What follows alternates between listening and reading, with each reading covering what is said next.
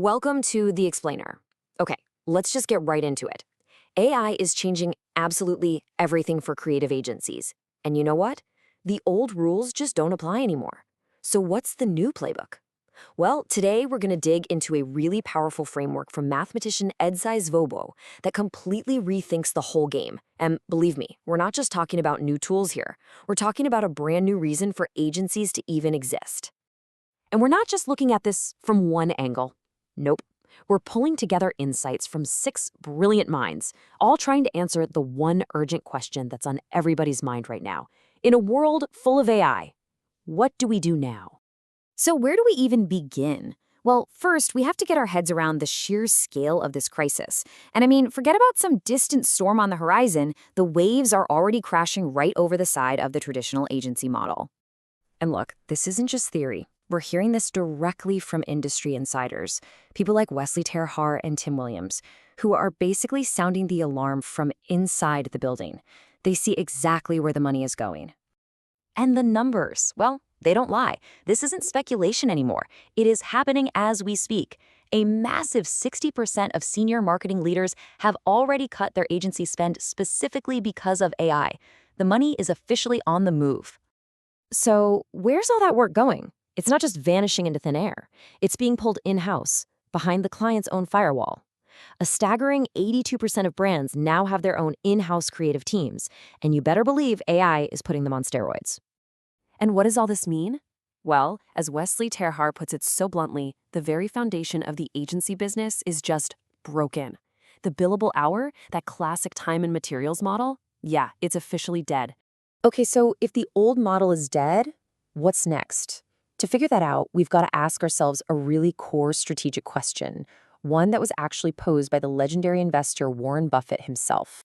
What is your agency's moat, right? What is that durable, defensible advantage that stops your clients from just doing it themselves, or worse, finding someone cheaper? Because if you can't answer that question, you're competing on price, and that is a race to the bottom that you absolutely cannot win against AI. So the goal, really, is to move up this value chain. Having a narrow moat, just being good with AI tools, that's basically no defense at all. A medium moat, maybe you have some unique processes, that'll buy you a little bit of time.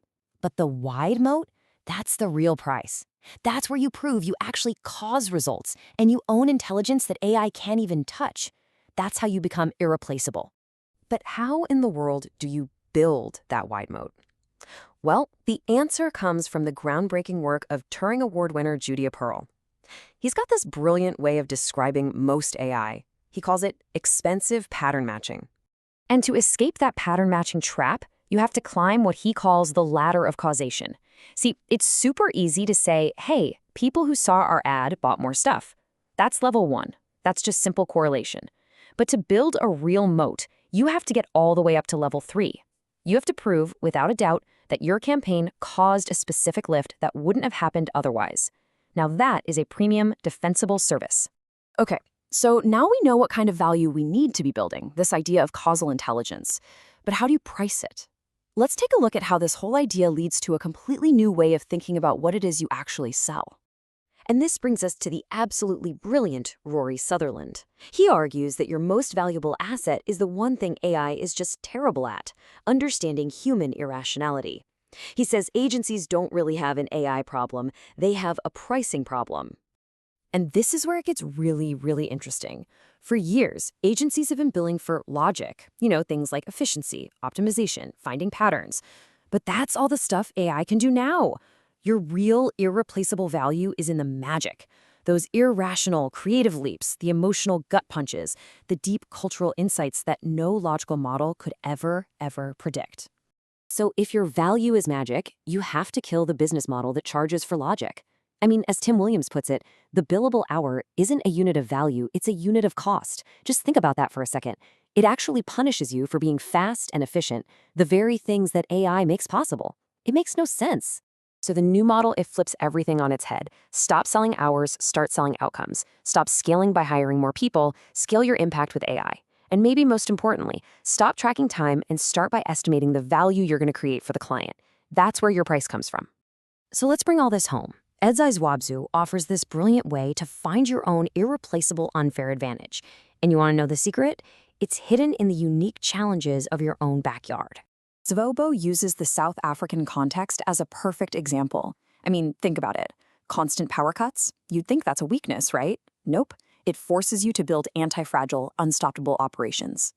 11 official languages? That creates a deep cultural intelligence that AI could never model. A huge informal economy? That's a goldmine of behavioral data that AI will never see.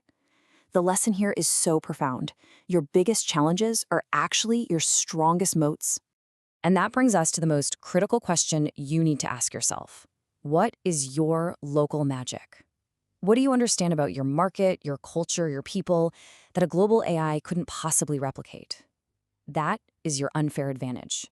So look, this isn't just theory. This all boils down to 3 things you can literally do first thing Monday morning. Number 1, run a causal audit on your last campaign. Did it just correlate with sales or did it actually cause them? 2, for your very next project, ditch the timesheet and price it on the value you'll create.